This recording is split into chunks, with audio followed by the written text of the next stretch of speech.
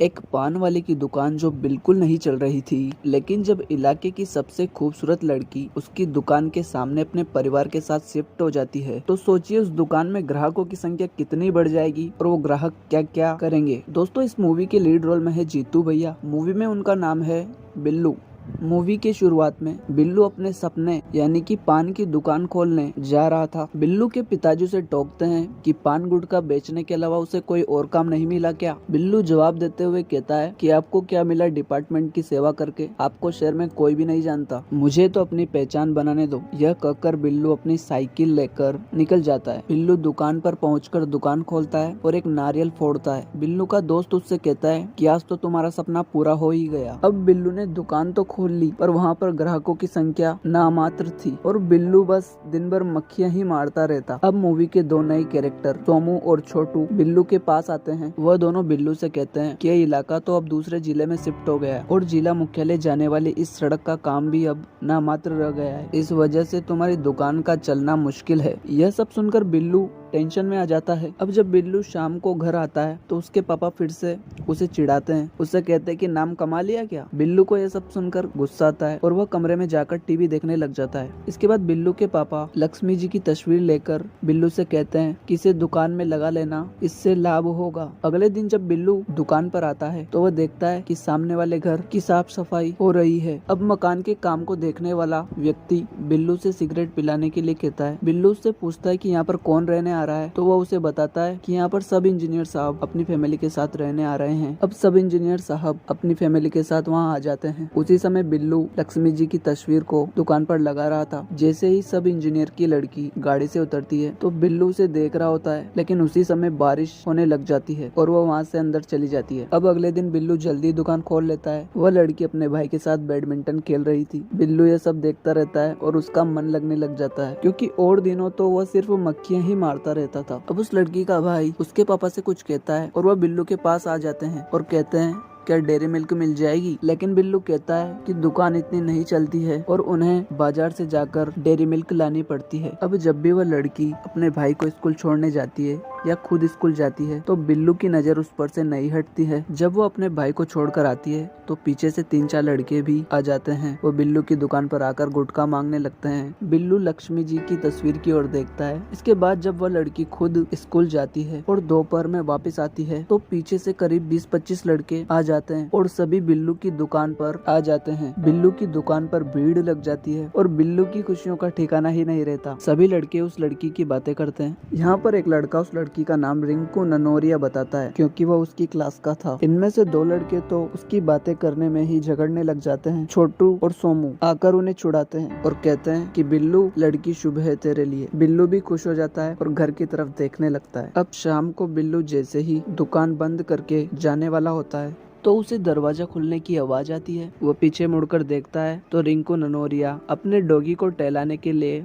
बाहर आती है। अब बिल्लू भी अपनी दुकान को वापस से खोल देता है, क्योंकि यही वो समय था जब एक भी लड़का उसकी दुकान पर नहीं होता है। अब बिल्लू रोजाना ही दुकान को देर तक खुला रखने लगा। अब रोजाना ही लड़के रिंकू ननोरिया के पीछे आने लगे और बिल्लू की दुकान जोरदार चलने लगी। अब चूंकि बिल्लू की दुकान अच्छे से चलने लगी थी तो बिल्लू भी अपनी पान की दुकान के लिए बहुत सारे सामान ले आता है और डेयरी मिल्क की चॉकलेट भी खरीद कर लाता है। अब बिल्लू भी खुश रहने लगा है और जब शाम को वो घर जाता है तो अपने पापा के लिए शराब की बोतल लेकर जाता है। अगले दिन रिंकू ननोरिया का पीछा करते करते मूवी के नए कैरेक्टर शीला भैया भी बिल्लू की दुकान पर आ जाते हैं। शीला भैया को नेताजी बनने का भूत सवार था। बिल्लू शीला भैया के लिए पान बनाता है और शीला भैया को पान काफी अच्छा लगता है। इस दौरान छोटू और सोमू भी नेताजी की चमचागिरी करने आ जाते हैं। अब शीला भैया के जाने के बाद वह दोनों बिल्लू से पूछते हैं कि रिंकू ननोरिया का कोई और भी समय है क्या बाहर निकलने का, पर बिल्लू नहीं बताता है। लेकिन उसी समय रिंकू ननोरिया अपने कुत्ते को टहलाने के लिए बाहर आ जाती है, क्योंकि वह यही समय था। अब बिल्लू छोटू और सोमू को बातों में लगाकर उन्हें पीछे मुड़ने नहीं देता है, क्योंकि यही वह समय था जब बिल्लू अकेला रिंकू ननोरिया को देख पाता। बातें करते करते छोटू और सोमू कहते हैं कि अब आशु भैया को यहाँ पर बुलाना ही होगा, वही शीला भैया को रास्ते से हटाएंगे। आशु भैया यहीं के किसी नेता का लड़का था। आशु और शीला की बनती नहीं थी। अब छोटू और सोमू जाकर आशु भैया के कान भर देते हैं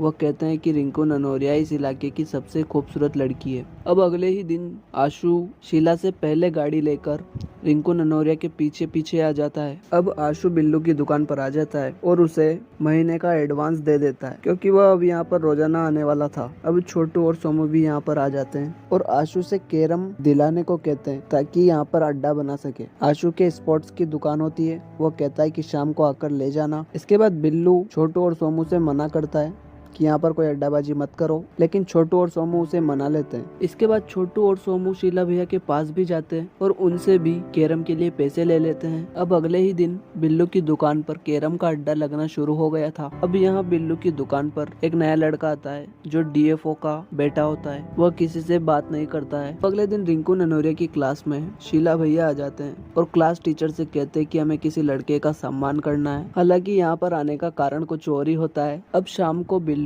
उस टीचर के पास जाता है जो रिंकू ननोरिया का क्लास टीचर था। वह क्लास टीचर से कहता है कि मुझे लव लेटर लिखवाना था, वो भी अंग्रेजी में। और उस टीचर को बिल्लू लेटर लिखने के लिए शराब की बोतल भी देता है, लेकिन उस टीचर ने बहुत शराब पी रखी थी और वह होश में नहीं होता है। वह नशे में ही बता देता है कि वह भी रिंकू ननोरिया को बहुत पसंद करता है। यह देख बिल्लू को बहुत गुस्सा आता है और वह कुछ गालियाँ सुनाकर वहाँ से चला जाता है। अगले दिन जब शाम को रिंकू ननोरिया अपने डॉगी को टहलाने लाती है तो सामने से एक दूसरा डॉग आ जाता है जो रिंकू ननोरिया और उसके डॉगी पर भौंकने लगता है। यह देख बिल्लू अपनी दुकान से बाहर आता है और पत्थर उठाकर उस डॉग को वहाँ से भगा देता है। और यहाँ पर थोड़ी देर के लिए दोनों एक दूसरे को देखते हैं। यह देख बिल्लू काफी खुश होता है। बिल्लू अब रिंकू ननोरिया के प्यार में पड़ चुका था। वो अपने हाथ पर आर अक्षर को गुदवा भी लेता है और उस इलाके की पुरानी चट्टानों पर उन दोनों का नाम भी लिख देता है। अब बिल्लू को बस रिंकू ननोरिया के ही सपने आते थे। अब अगली सुबह जब बिल्लू उठता है तो अपने पापा से पूछता है क्या फूट डालो और राज करो का राजनीति अब भी चलता है। उसके पापा उससे कहते हैं कि नहीं, अब तो कान भरो और राज करो का राजनीति चलता है। अब बिल्लू आशु की दुकान पर कैरम का पाउडर लेने के बहाने जाता है। बिल्लू यहाँ पर आशु के कान भर देता है कि कैरम तो शीला भैया ने भिजवाया था। आशु कहता है कि मैं आता हूँ कल तेरी दुकान पर। अगले दिन आशु आ जाता है बिल्लू की दुकान पर। वह देखता है कि शीला अपने दोस्तों के साथ कैरम खेल रहा था। अब यहाँ पर इंजीनियर साहब का मैनेजर आ जाता है और बिल्लू से लड़ने लग जाता है कि यहाँ पर इतने लड़कों का जमावड़ा क्यों रहता है, यहाँ पर कैरम क्यों लगवाया है। इतने में शीला बोलता है कि कैरम तो हमने लगवाया है और वो मैनेजर चुप हो जाता है। इतने में आशु भी बोलता है कि कैरम मैंने ही लगवाया है और दोनों झगड़ने लग जाते हैं। ये सब देखकर छोटू और सोमू वहाँ से भागने की कोशिश करते हैं, लेकिन शीला उन दोनों को बुलाता है। सोमू पीछे से एक बड़ा लठ लेकर आ जाता है और रोने की एक्टिंग करने लग जाता है और कहता है कि एक छोटे से कैरम के लिए आप दोनों लड़ने लग गए हो। इसके बाद बिल्लू कहता है कि क्यों ना आशु और शीला के बीच एक कैरम मैच हो जाए,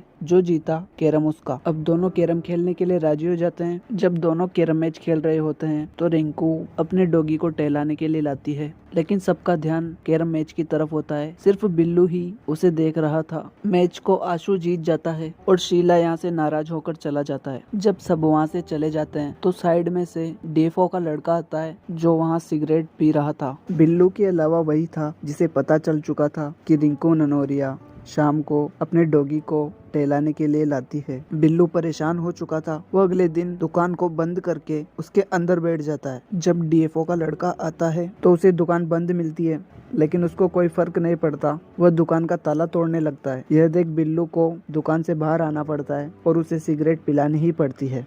अब बिल्लू और भी परेशान हो चुका था। अब डीएफओ को लड़के को भगाने के लिए उसे कुछ अलग करना था। अब बिल्लू आवाज बदलकर डीएफओ को कॉल करता है और कहता है कि आपका लड़का बहुत सिगरेट पीने लग गया है और शिकायत करके फोन काट देता है।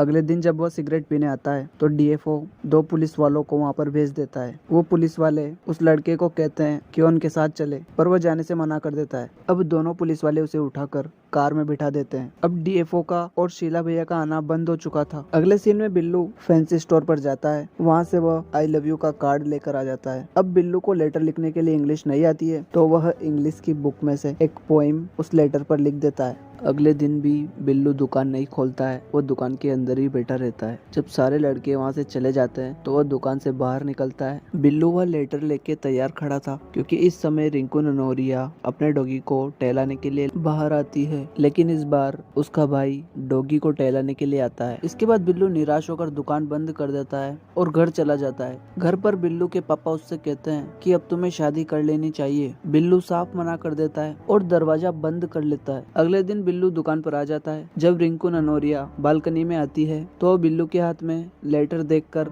वापस अंदर चली जाती है। बिल्लू को यह देख गुस्सा आता है। वो मकान के पास जाकर उस लेटर को घर के अंदर फेंक देता है। लेकिन थोड़ी ही देर बाद रिंकू के पापा बाहर आ जाते हैं और वह जैसे ही गेट खोलते हैं तो उन्हें वह लेटर मिल जाता है। वो बिल्लू से आकर पूछते हैं कि लेटर किसने फेंका, तो बिल्लू कहता है कि 2-4 लड़के आए थे और फेंक कर चले गए। अब अगले दिन जब बिल्लू दुकान खोलता है तो छोटू और सोमू उससे बहस करने लग जाते हैं और उनके बीच बड़ा झगड़ा हो जाता है। वह झगड़ा कर ही रहे थे कि अचानक सभी लड़के इधर उधर भगने लग जाते हैं। बिल्लू सोमू से पूछता है कि ऐसा कौन आ रहा है जो तुम भग रहे हो। सोमू से बताता है किस इलाके का सब इंस्पेक्टर आ रहा है जिसका नाम भदौरिया है, जो मारता ज्यादा और गिनता कम है। दरअसल रिंकू के पापा ने उस लव लेटर के कारण उन्हें बुलाया था। भदौरिया आकर रिंकू के पापा से मिलकर जैसे ही बाहर आता है, वो वहाँ खड़े बिल्लू, छोटू और सोमू को पीटने लग जाता है। वह बिल्लू से कहता है कि तूने यहाँ पर लड़कों का जमावड़ा लगा रखा है। वह बिल्लू को बहुत पीटता है। इतने में रिंकू और उसके मम्मी पापा बाहर आ जाते हैं। इंस्पेक्टर बिल्लू से कहता है कि वह इनसे कान पकड़कर माफी मांगे और मुर्गा बन जाए। बिल्लू को रिंकू के सामने मुर्गा बनना पड़ता है और उसे बहुत शर्मनाक फील होता है। वह सबको मुर्गा बनाकर यहाँ से चला जाता है। बिल्लू इंस्पेक्टर के जाने के बाद भी खड़ा नहीं होता है। छोटू और सोमू बिल्लू को उठाते हैं। वह रोने लग जाता है क्योंकि सामने रिंकू उसे देख रही थी। अब बिल्लू का दुकान खोलना बंद हो चुका था। उसके पापा उससे फिर से कहते हैं कि वह शादी कर ले। अब वह लड़की को देखने के लिए राजी हो जाता है। जब वह लड़की को देखने जाता है तो उसे लड़की पसंद नहीं आती है। जब एक दिन वो साइकिल से बाजार जा रहा था तो उसे रिंकू स्कूल से घर जाती हुई दिखती है। वो उसका पीछा करता है क्योंकि वो उससे बात करना चाहता था, लेकिन रिंकू तो स्कूटी पर थी और बिल्लू साइकिल पर था। इस वजह से वह पीछे रह जाता है। अब बिल्लू को और गुस्सा आता है। वह रात को इलाके की हर दीवार पर पेंट से रिंकू ननोरिया बेवफा है लिख देता है। वह रिंकू की क्लास के ब्लैक बोर्ड और उसकी दुकान पर भी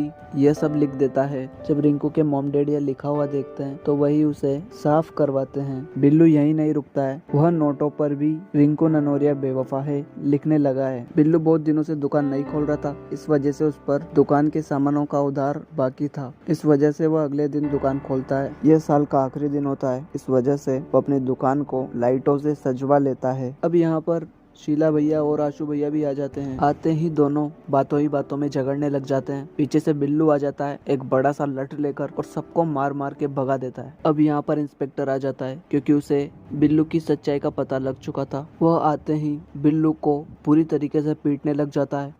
वो उसकी दुकान में तोड़फोड़ कर देता है और उसकी पूरी दुकान को तबाह कर देता है और बिल्लू को यहाँ से पकड़कर ले जाता है। अब बिल्लू को गिरफ्तार कर लिया गया था, उसे थाने में ले गए थे। अगले दिन शीला अपनी पार्टी के सभी लड़कों को लेकर वहाँ पर धरना करने लग जाता है। मीडिया वाले भी वहाँ पर आ जाते हैं। रिंकू ननोरिया के पापा आकर बिल्लू की जमानत कराते हैं। अब शीला भैया उसे अपनी गाड़ी में बैठाकर एक रोड शो करते हैं। अब बिल्लू अपनी दुकान पर जाता है जो पूरी तरीके से तबाह हो चुकी थी। बिल्लू बिखरे हुए सामानों में से डेयरी मिल्क चॉकलेट्स को जेब में रख लेता है और रिंकू ननोरिया के घर पर चला जाता है। अंदर रिंकू ननोरिया के मम्मी पापा बिल्लू से कहते हैं कि वह इंस्पेक्टर हमारे रिलेशन में है, इस वजह से यह हंगामा इतना बढ़ गया। दरवाजे के पीछे से रिंकू ननोरिया ये सब बातें सुन रही थी। बिल्लू की नजर रिंकू ननोरिया पर चली जाती है और वो उसे देखने लग जाता है। अब रिंकू ननोरिया उसके लिए चाय लेकर आती है, पर बिल्लू सिर नीचे कर लेता है क्योंकि वह बहुत शर्मिंदा था। अब बिल्लू डेयरी मिल्क की चॉकलेट्स यहाँ रखकर रोता हुआ चला जाता है। वह बाहर आकर सड़क पर बैठकर रोने लग जाता है। बिल्लू अपनी दुकान को भी फिर से ठीक करवा लेता है। अब रिंकू ननोरिया और उसका परिवार जा चुका था। अब बिल्लू की लाइफ में फिर से वही दिन आ जाता है जिसमें वह दुकान पर बैठा बैठा मक्खियां मारता रहता है। अब उसके पास छोटू और सोमू आते हैं, अपना पुराना हिसाब पूरा कर कर चले जाते हैं। अब बिल्लू को सामने वाले घर में कुछ दिखाई देता है वो वहाँ पर जाता है। वहाँ पर उसे एक कागज मिलता है जिसमें उसका और उसकी दुकान का चित्र बनाया हुआ था और उसमें नाम लिखा हुआ था रिंकू, यानी कि रिंकू के मन में भी बिल्लू के लिए कुछ था। बिल्लू खुश हो जाता है। अब थोड़ी देर बाद सामने वाले घर में फिर से कोई शिफ्ट होने के लिए आता है और मूवी खत्म हो जाती है। लास्ट सीन से पता चलता है कि मूवी का पार्ट 2 भी जल्द आएगा। दोस्तों कमेंट्स में बताइए कि आप में से कौन कौन चमन बहार 2 का इंतजार कर रहा है और ऐसी और भी मूवीज की एक्सप्लेनेशन के लिए चैनल को सब्सक्राइब कीजिए।